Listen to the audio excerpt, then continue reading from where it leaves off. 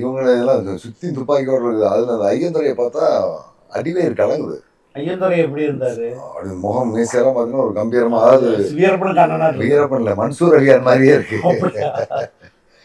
யாராரு? அர்ஜுனா, ஐயந்துரை, வீரப்பன், வேற யாரு? அர்ஜுனா, ஐயந்துரை, வீரப்பன், மாரியப்பன், குழந்தான், சேத்துக்குழி கோயந்தன்.